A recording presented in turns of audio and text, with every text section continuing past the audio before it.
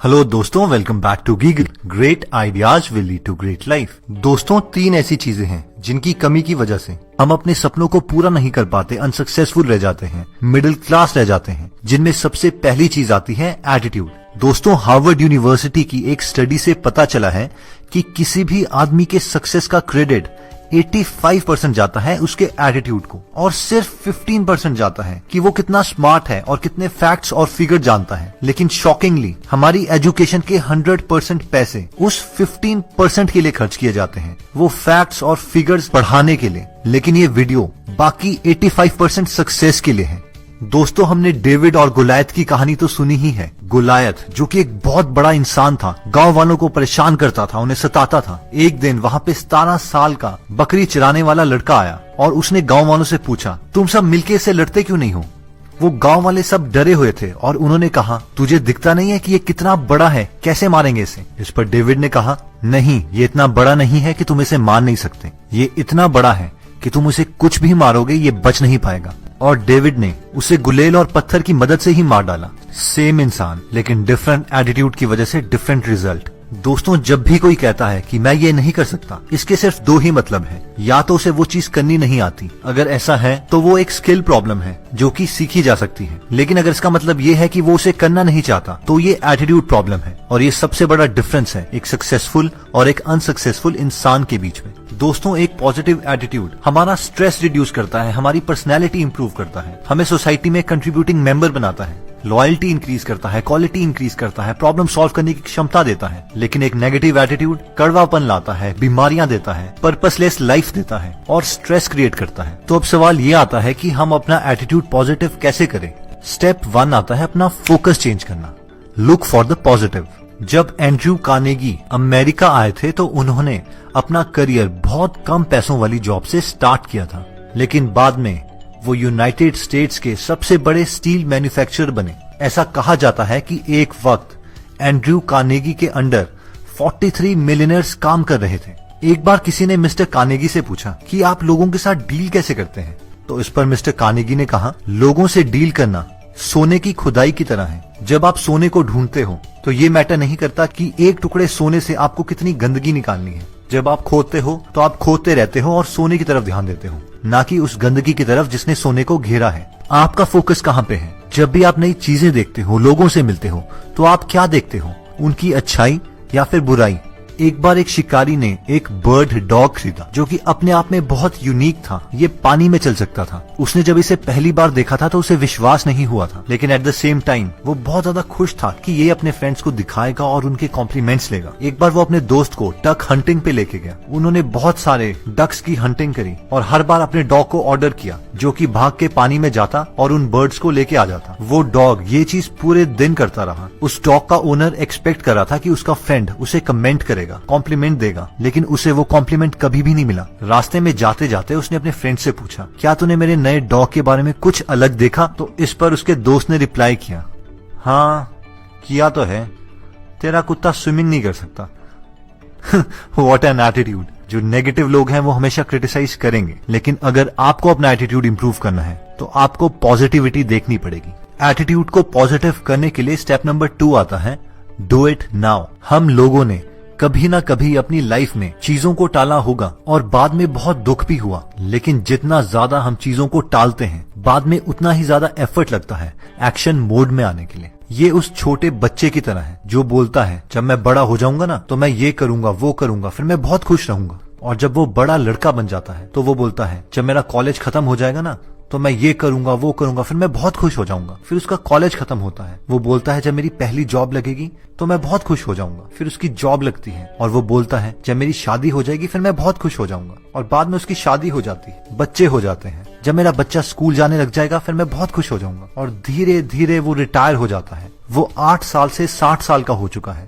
उसके सामने उसकी पूरी लाइफ चली गई। और ये बहुत ज्यादा दुख की बात कि हम पूरी लाइफ अपने ड्रीम्स को नहीं जी पाए और चीजों को टालते रहे। कई लोग चीजों को बहुत बड़े बड़े शब्द कह के टालते हैं। यार, अभी मैं चीजों को एनालाइज कर रहा हूँ, सोच रहा हूँ। 6 महीने के बाद वो फिर से सोच ही रहे होते हैं। हमारे पास सिर्फ एक ही लाइफ है और वक्त सिर्फ यही है। अगर हमें करना है तो अभी करना है, वरना कभी भी नहीं होगा। पॉजिटिव एटीट्यूड को बिल्ड करने का नेक्स्ट स्टेप आता है, get into a continuous education programme. यानी हमेशा नई चीजें सीखते रहिए। जॉन एक वुड कटर था जो कि एक कंपनी के लिए 5 सालों से काम कर रहा था, लेकिन उसकी सैलरी कभी इंक्रीज नहीं हुई थी। उसकी कंपनी ने एक नया एम्प्लॉय हायर किया जिसका नाम था बिल, और उसकी सैलरी 1 साल में ही इंक्रीज कर दी गई। इससे जॉन को बहुत ज्यादा गुस्सा आ गया और उसने अपने बॉस से बात करी। इस पर उसके बॉस ने कहा कि तुम अभी भी उतने ही पेड़ काट रहे हो जितने तुम 5 साल पहले काटते थे। उसने कहा कि हम एक रिजल्ट ओरिएंटेड कंपनी है और हमें बहुत खुशी होगी कि हम तुम्हारी सैलरी इंक्रीज कर पाए, लेकिन उसके लिए तुम्हें ज्यादा पेड़ काटने पड़ेंगे। जॉन वापस गया और हर रोज ज्यादा घंटों तक काम करने लग गया, लेकिन रिजल्ट्स में ज्यादा इम्प्रूवमेंट नहीं आई। वो वापस अपने बॉस के पास गया। इस पर उसका बॉस बोला, तुम बिल से जाके बात क्यों नहीं करते? क्या पता उसे कोई सीक्रेट पता हो? जब जॉन ने बिल से पूछा कि तुम इतने पेड़ कैसे काट लेते हो, इस पर बिल ने कहा, हर बार जब मैं एक पेड़ काटता हूँ तो मैं 2 मिनट की ब्रेक लेता हूँ और अपनी आरी को शार्प करता हूँ। पिछली बार तुमने कब अपनी आरी शार्प करी थी? जॉन को अपने सवाल का आंसर मिल गया कि उसे अगर इम्प्रूव होना है तो उसे कंटिन्यूअसली अपने आप को एजुकेट करना पड़ेगा, नई नई चीजें सीखनी पड़ेगी। और हमारे साथ भी ऐसा ही है। दोस्तों, नेक्स्ट पॉइंट आता है सक्सेस। लेकिन हमें सक्सेस मिलती कैसे है?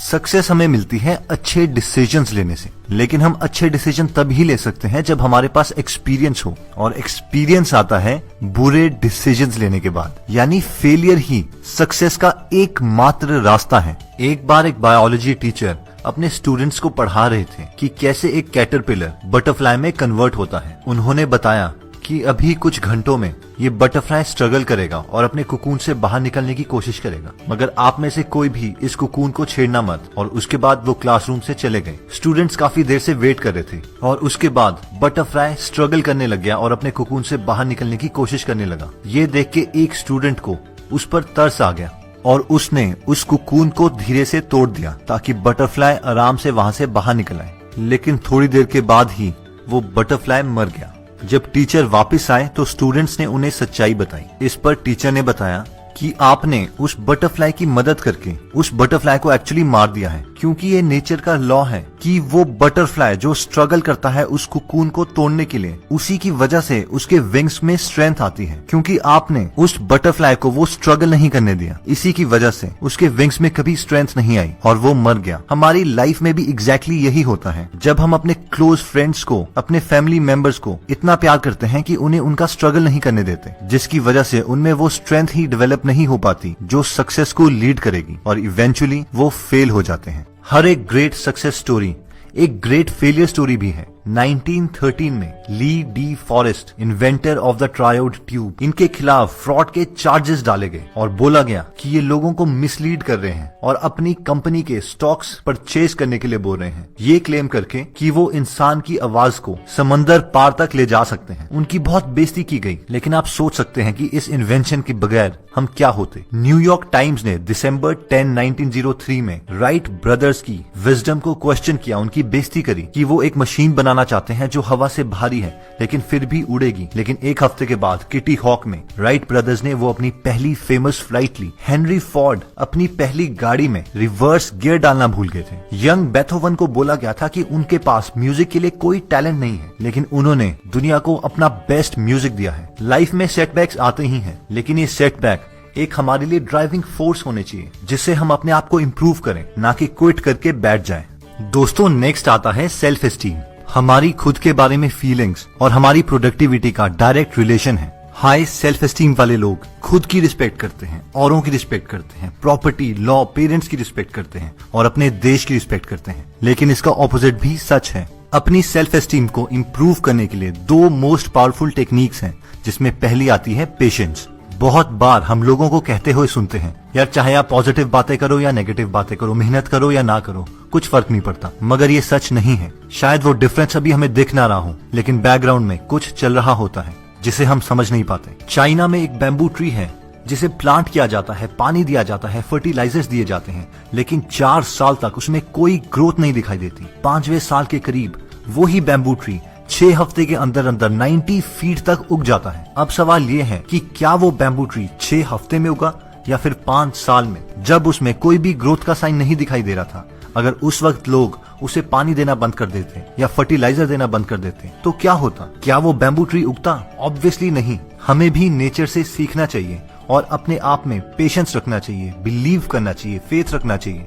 हो सकता है कि रिजल्ट्स अभी विजिबल ना हो, लेकिन बैकग्राउंड में कुछ हो रहा है। दोस्तों, सेल्फ एस्टीम को इम्प्रूव करने के लिए नेक्स्ट स्टेप आता है मोटिवेशन। अगर आप महान लोगों की लाइफ हिस्ट्रीज पढ़ें, उनकी बायोग्राफीज पढ़ें, तो आपको पता चलेगा कि कभी भी उन्होंने अपनी कमियों को अपने काम की रुकावट नहीं बनने दी। बेथोवन ने दुनिया को बेस्ट म्यूजिक कंपोज करके दिया।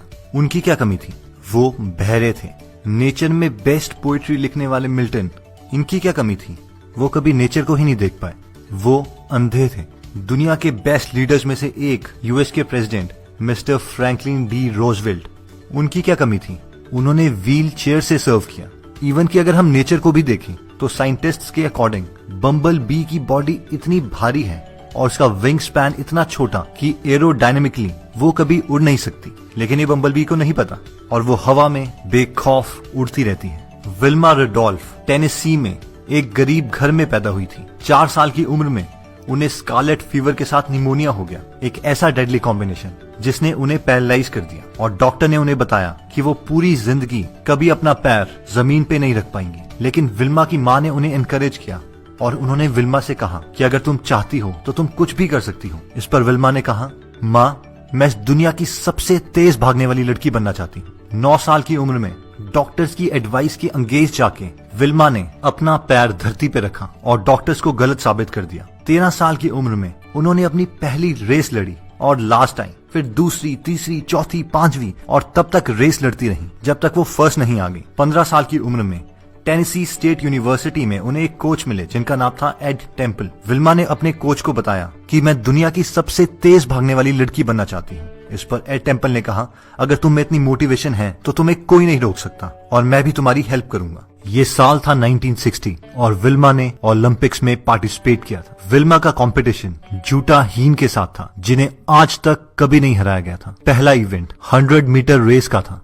विल्मा ने जूटा हीन को हरा के अपना पहला ओलंपिक्स गोल्ड मेडल हासिल किया। सेकंड इवेंट 200 मीटर रेस थी। विल्मा ने दोबारा से जूटा हीन को हरा के अपना सेकंड गोल्ड मेडल लिया। थर्ड इवेंट 400 मीटर की रिले रेस थी और उनका कंपटीशन दोबारा से जूटा हीन के साथ। रिले रेस में सबसे तेज इंसान सबसे आखिरी लैप भागता है। पहले 3 लोगों ने बैटन इजीली एक्सचेंज कर लिए। जैसे ही बैटन विल्मा को मिला, उसके हाथ से बैटन छूट गया। जब उसने देखा कि दूसरी साइड में जूटाहीन बैटन लेके भाग रही है, तो उन्होंने दोबारा से बैटन उठाया, मशीन की तरह भागी और अपना तीसरा गोल्ड मेडल 1960 के ओलंपिक्स में हासिल किया। ये हिस्ट्री बन गई कि एक पैरालिटिक वुमेन, जिसे डॉक्टर ने एडवाइस किया था कि वो कभी चल तक नहीं पाएंगी, 1960 ओलंपिक्स में दुनिया की सबसे तेज भागने वाली लड़की बन गई। दोस्तों, अगर हम रेगुलरली ऐसी बायोग्राफीज पढ़ें या ऑटोबायोग्राफीज पढ़ें तो हम हमेशा मोटिवेटेड फील करेंगे, अपने रास्ते के पत्थरों को भी अपॉर्चुनिटीज में कन्वर्ट कर पाएंगे। अगर आप किसी को भी मिले तो उन्हें ऐसा फील करवाइए कि उनमें कुछ खास बात है और ये चीज पक्का रेसिप्रोकेट होगी। ये एक तरीका भी है आपकी खुद की सेल्फ एस्टीम इंप्रूव करने का। दोस्तों, हमने ये आपको सारी बातें मिस्टर शिव खेड़ा की बुक यू कैन विन से बताई है। जीतने वाले अलग काम नहीं करते, वो उसी काम को अलग तरीके से करते हैं। अगर आप इस बुक से और बातें जानना चाहते हैं तो आप डिस्क्रिप्शन में दिए हुए लिंक पे जाके ये बुक खरीद सकते हैं। और अगर आपको लगता है कि आपका कोई फ्रेंड या फैमिली मेंबर डिप्रेस्ड है और इस वीडियो से उसे फायदा मिल सकता है, तो आप ये उनके साथ पक्का शेयर कीजिए, क्योंकि टाइम आने पर वो भी आपकी मदद करेंगे। अगर आप हमारी कोई वीडियो मिस नहीं करना चाहते तो सब्सक्राइब करने के बाद बेल का बटन दबाना मत भूलिएगा। नेक्स्ट वीडियो के साथ हम जल्द ही मिलेंगे।